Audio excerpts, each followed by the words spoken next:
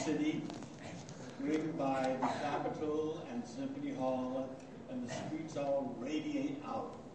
So it's wonderful to be here. Time has taken its toll on me. I'm not the dashing Sue with his fencing foil that I used to be. My spirit is still there. And what'd you say? Still got it. My hearing is going too, but your eyesight is going. It's wonderful to be here in this city with Star Trek fans from all over the Midwestern area. It seems to me, this is my very first Star Trek convention in the year 2024. So I'm glad it's starting out at one of my most charming cities here.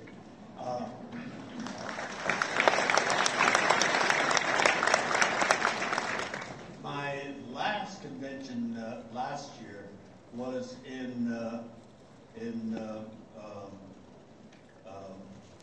where was that? That was in October. In Brad, where was I? What did he say? He's not listening to you. Oh, he's not listening to me.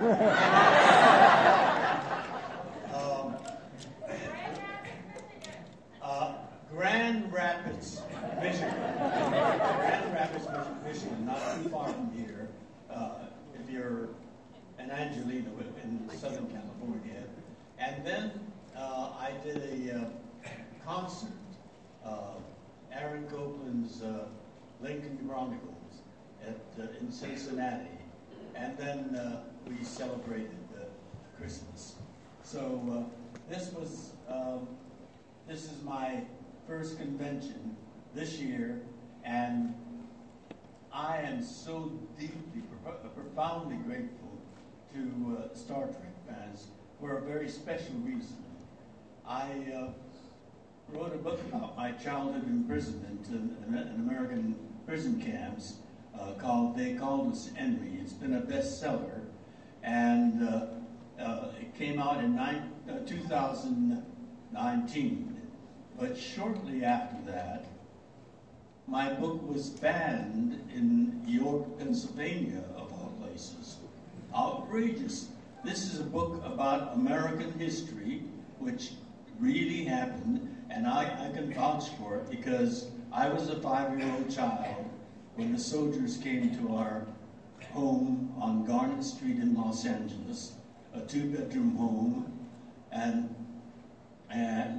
my father had come into the bedroom that I shared with my brother, Henry, and dressed us hurriedly, and he said, "Wait in the living room, your mother and I are going to be doing some last-minute packing in their bedroom." And so we was roaming around in the living room, and there's nothing to do, so we were at the front window, just gazing out at the neighborhood, when suddenly we saw 2 soldiers marching up our driveway. They carried rifles with shiny bayonets on them. They stomped up the front porch and with their fists began banging on the door. Henry and I were petrified to see this going on right in front of us. My father came rushing out from the bedroom, answered the door, and one of the soldiers pointed his bayonet at our father. We were just frozen in terror. My father got 10 minutes from him, and he went back to the bedroom and finished their packing. He came out with 2 huge suitcases that he was carrying, and he also had little boxes, two little boxes tied with twine in his arms, and he gave me one of them and Henry the other, and we followed him out onto the driveway, and we stood there waiting for our mother to come out. And she came out shortly, ushered by the other soldier. She had our baby sister, a baby, an infant, in her left arm, and a huge duffel bag in the other, and tears were streaming down her cheeks. I will never forget that terrifying morning. And I wrote a book about it as a graphic memoir. People talk about graphic novels, but I call it a graphic memoir because it's my memory of what happened to me as a child from 5 to 8.5 years old. And it became a bestseller when it first came out in 2019. But my editor called me to tell me that the book was banned in York, Pennsylvania. I thought of York as a nice place, a college town, but somebody, well, he told me, a man and a woman went to their library board and shouted and screamed that this book is making children feel bad. Feel bad. They can imagine how I felt then. But the board was very, I guess, easily intimidated because they shouted and yelled very loudly, I'm told, and they banned it. But when the book first came out, Star Trek fans, as they're wont to do, immediately went out to their bookstores and bought the book. And they got together and went down to the school board. And they, not yelling and screaming, but rationally and with passion, said, this is what happened in America, and this is trying to prevent things like that from happening again. And they said they've gone to Star Trek conventions and they've heard George talk about it, and this is a true story. And people who don't like it are the people with the problems. People that like that, the ones that make those events happen. And the board changed its mind again, and they put it back on. But I was so proud.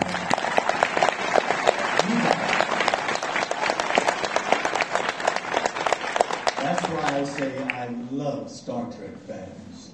They speak up when speaking up needs to be done. I believe, because of that childhood experience, I speak up when there's something that's not right, that's not American being done. And Star Trek fans are principled people who speak out.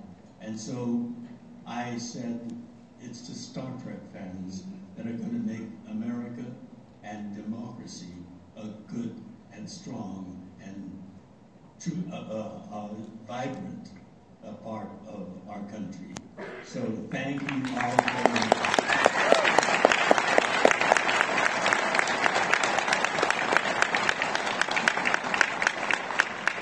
I am going to sit down.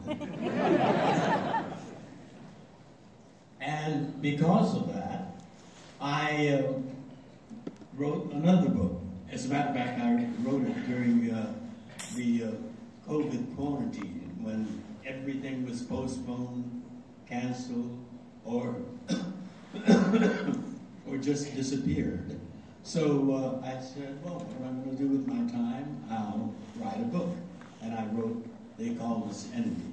And thank you very much for not only making it a bestseller, but also protected by your principle and your integrity, speaking up when speaking up needs to be done. And that's still happening to many, many books that need to be read and understood. And there are people that are very frankly, racist that are trying to get those books banned. And that's the other reason why I'm so proud of my association with Star Trek. Because Star Trek has that phrase, infinite diversity in infinite combinations. And may you all live long and prosper.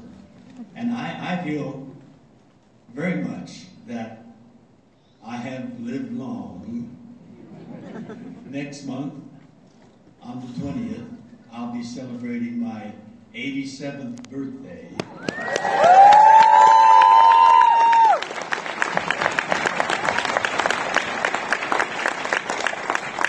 I think that 87 is a long time. I've seen Star Trek fans when they were very young preteens coming to conventions, and now I see those same fans still coming to conventions with hair like mine, or no hair at all. And so we have lived long and prospered. When you live long, you live through the many stages of life. And I feel blessed in having had so many wonderful experiences, enjoyed so many wonderful people and their generosity and friendship, enjoyed wonderful dishes, and some not so wonderful. We wolfed down some food in the dining room here, and I know it was put together by the committee members with a lot of love and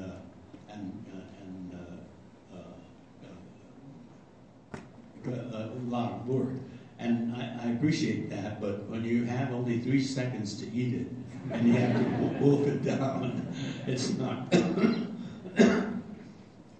not quite as delicious as it could have been.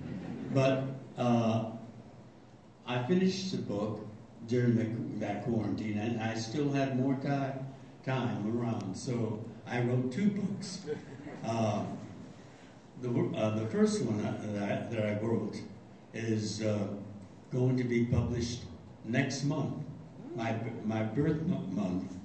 My birthday is April 20th, but on April 16th, I wrote a children's picture book version of my childhood imprisonment.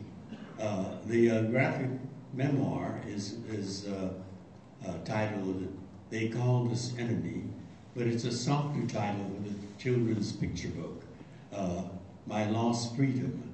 And with this book, with "They Called Us Enemy," I wanted to reach the teenage readership, because I went through the imprisonment as a 5-year-old child, 6, 7, 8, and 8.5 when they released us.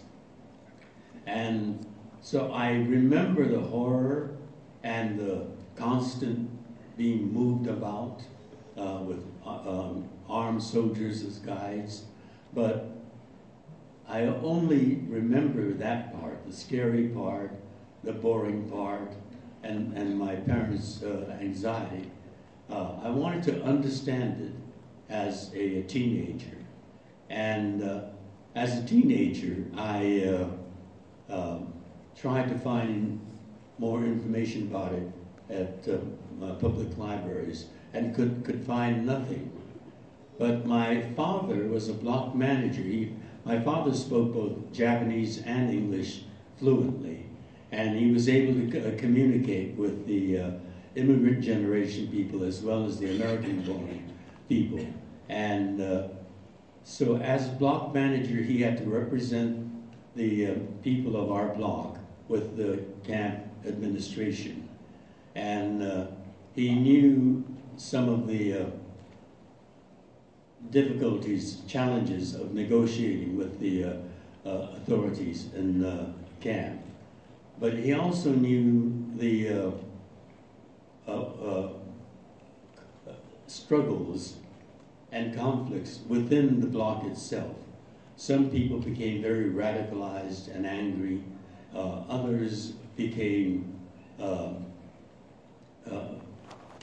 depressed, everything taken from them and unjustly imprisoned. We had absolutely nothing to do with Pearl Harbor. We're Americans, and yet they categorized us as enemy alien. We were neither. And so that was the title. They called us enemy, targeting the teenage generation, because I wanted young people to know about that. And sure enough, that got banned in York, Pennsylvania when the book first came out. But I thought I wanted to reach more people and maybe reach 2 generations with one book. So I decided I'm going to make that a children's picture book. And I got a wonderful artist named Michelle Lee to illustrate a child's eye view, those experiences as seen from the eyes of my 5-year-old me, or 6 or 7 or 8. And that book is going to be called My Lost Freedom, and that's on the front cover. We found a shaggy stray dog behind the kitchen of the mess hall. Looked very hungry, and so we begged for a little morsel of food from the cooks, and then that wasn't enough, so we went back to our barrack and asked our mother if she had some cookies that we could give to the dog, and she did, and the dog became ours, and we that dog is on the cover with me. He was a shaggy, kind of grimy-looking stray dog. So we called him Blackie. He was all black, except 2 brown, we called it peanut butter dots over his eyes. And so the cover has me with the dog. And that book is coming out on the 16th, My Lost Freedom, targeting both the daddy and mommy generation who are going to be reading to little Johnny and little Jamie. So get the story exposed to daddy and mommy, and maybe whet their curiosity so that they'll go out and get more information on it. And then let the kiddies be introduced to that chapter of American history for the first time, but maybe they'll talk about it with their friends, and we'll have the future of America informed on this chapter of American history, when this terror swept through the country, and the government got swept up in that. They came down with a curfew on all Japanese Americans throughout the country. We had to be home by 8 p.m. at night and stay home until 6 a.m. And if you were ever caught out at night, you were arrested and thrown into jail for the night. And so it was that kind of, and then President Franklin Delano Roosevelt, on February 19, 1942, signed the Executive Order 9066, which ordered all Japanese Americans on the West Coast to be summarily rounded up and imprisoned in 10 barbed wire prison camps, barbed wire fences, sentry towers, armed soldiers. At night, when I made the night runs from my barrack to the latrine, searchlights followed me, as if we were criminals. There was no charge, and therefore no trial. in our justice system, when you're when you're arrested, you have the right to know what the charges are, and then you have the right to challenge those charges in a court of law, where those accusing you have to produce the facts and the evidence for whatever they're going to call us. In our case, there was none of that. Okay. Thanks, Brad. Now, Brad appears. I'm reminded that I have 20 minutes, so I should put my what? Life story, beginning with my 5-year-old me. So I'll quit, and I'll open it up to a discussion, comments, or questions that you might have. And I see the mic here, and a very lushly bearded man. Same religious symbol as you gave. Live long and prosper. Listening to your speech was worth coming out here. Well, thank you. Yeah, you're in great company. I think Anne Frank got banned for the same reason you did, so you're in good company. But my question is really not a question, but can you tell us a really funny story of something that happened on the set of Star Trek, where somebody screwed up, or something got broken or didn't work right, something on Star Trek where... This is a Star Trek convention, isn't it? Yeah, where William Shatner drove a forklift through the, on the moon, and it hit somebody, and Spock's ears fell off, or something like that. But I appreciate your story. It's worth just listening to your story, because I don't want to get politically involved, because I got my daughter out there, and if I start talking, she's going to tell me to shut up on my phone. So, but she should not. I know. Calm back in here. We learn from discussion, and that's how we become more informed people. The problem that we're having in America right now is that people are acting. Briefly, I'll go back to, after the war, and when I became an adult and knowledgeable about the imprisonment, we lobbied Congress to create, actually, we lobbied them for an apology and reparations, because my parents lost everything, and their lives were taken from them. And so we began lobbying for that. Congress created a congressional commission, and in 1981, I testified before that commission, and in that testimony, I talked about how I quoted from Abraham Lincoln's Gettysburg Address. He said, "Our government is a government of the people, by the people, and for the people."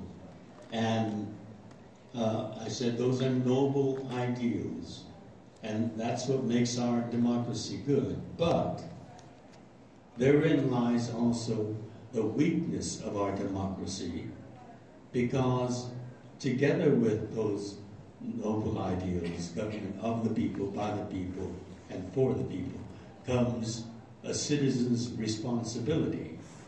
This is a participatory democracy, and we have to participate in democracy. And when we don't, we get into trouble. And I said, President Roosevelt in the 1930s was a great president because he had a way of galvanizing people. 1930s was when we were inflicted by a deep economic depression, and people were jobless, homeless, hungry, lining up in lines that went out a mile for a bowl of soup. The spirit of America was broken, but Roosevelt said to them, "You have nothing to fear but fear itself." And with that, he roused the country and brought the economy back up. But when Pearl Harbor was bombed, this great president became fearful because he realized that the entire west coast of the United States was just like Pearl Harbor in Hawaii. It was open, unprotected, and vulnerable. And living on the west coast were people that looked just like the people that bombed Pearl Harbor. People like me, Japanese Americans of Japanese ancestry. And so he signed that executive order that ordered all of us to be rounded up at gunpoint and imprisoned in barbed wire fences. I said to the commission, this can happen because Americans didn't work on their risk. Americans did. There were good people that spoke up. One of my heroes is a lawyer with the American Civil Liberties Union who defended the Japanese Americans and challenged the imprisonment order all the way to the Supreme Court. And in 1944, in the middle of the war, the Supreme Court ruled against Wayne Collins, the attorney who represented Japanese Americans on that. So there were good people. But he acted, he spoke out, and he, being an attorney, he carried it up to the Supreme Court. But most people were intimidated by the president, and they didn't speak up. And the commission, and I testified at that commission, and in 1984, they produced a report that said what caused the imprisonment of innocent Japanese Americans into prison camps were 3 factors. 1, war hysteria. 2, race prejudice.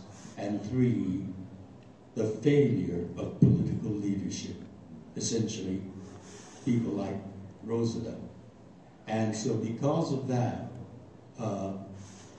and that report went to the White House, and in 1988, President Ronald Reagan, on behalf of the United States of America and our democracy, formally apologized for that unjust imprisonment and signed the Civil Liberties Act, which authorized the payment of $20,000 for every survivor of the imprisonment that was alive at the point of the signing of the bill in 1988. And my father had passed in 79, so he died without ever knowing that there was going to be that apology. But my mother said, Daddy always knew that this day would be coming. And so the important lesson to be learned from our imprisonment is that our democracy can be fallible, can make mistakes, and it makes it that much more important for citizens to act responsibly and speak out. And so when your daughter speaks out, don't you shut her up. I'm with her. I'm right standing right there.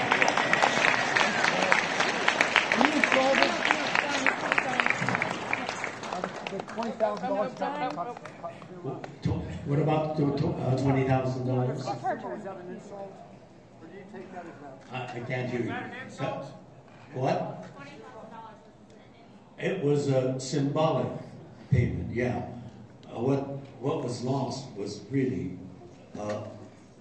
hundreds of thousands of dollars, some people millions of dollars, as farmers that were successful. But that's the lesson of this chapter of American history that I'm writing about, that we as citizens have a responsibility, and we have a citizen's duty to speak out when something that's against our Constitution and our democratic ideas are being shunted. Yes, ma'am. Hi. So, first first thing, you have given my family a thing to bond around. We have been watching Star Trek as a family for decades, and I could not be more grateful. What was your favorite part or favorite episode that you filmed of the original series? Well, that's a popular question, and I've answered it many times. From the series, the favorite episode that I have is the one where I got liberated from that damn console. You know, there I was every episode with that console on my lap and saying, aye, aye, sir, warp 3. The only nuance change was, aye, aye, sir, warp 4. So that from the TV series, it's that episode where I ripped my shirt off and got my fencing club and terrorized.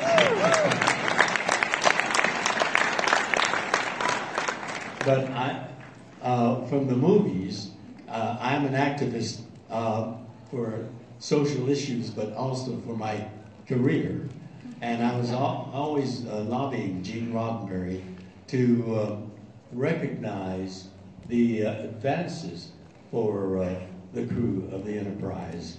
I mean, the Starfleet is supposed to be a meritocracy.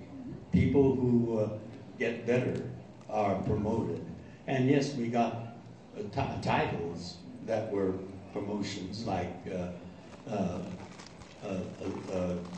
Lieutenant Commander and Navy Commander. But there I am, same old console saying, aye, aye, sir, warp 5. And so I was always lobbying Gene Roddenberry or the writing staff for a promotion for Sulu. And we almost got there with Star Trek 2, Search for Spock. But when you read my first book, To the Stars, you'll know why I didn't get my captaincy. But it took 5 more movies, Star Trek 6, The Undiscovered Country, when the first scene is that new Excelsior ship, bigger, faster, and more powerful than the Enterprise, and a brand new captain in the captain's seat, calmly and confidently sipping at his cup of hot green tea with lots of antioxidant. And then Praxis explodes, and there's waves come through the galaxy, and I shout, shields, shields, and the battle begins. At the climax, when the aging captain of the Enterprise is about to be blown away by the Klingons, who comes to the rescue out of the darkened galaxy?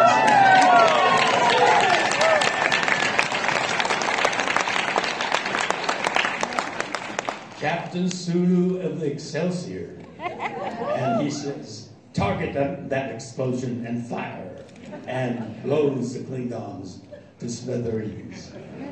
And then now the classic ending of all Star Treks is on the bridge of the Enterprise.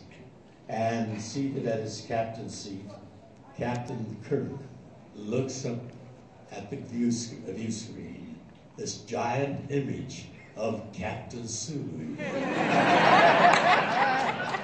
And he essentially says, thank you for saving my ass.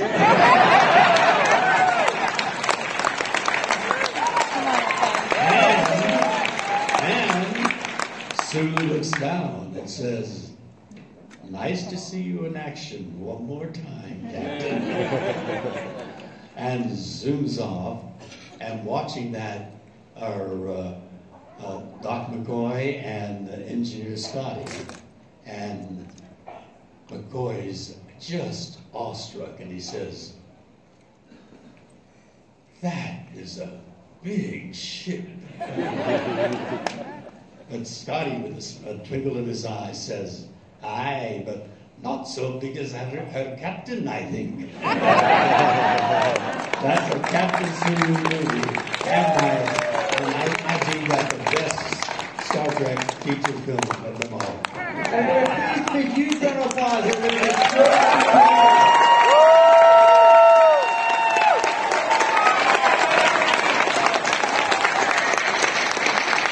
I only got 1.5 questions asked. You have a chance to sing us with one more time, guys. A massive round of applause. Woo!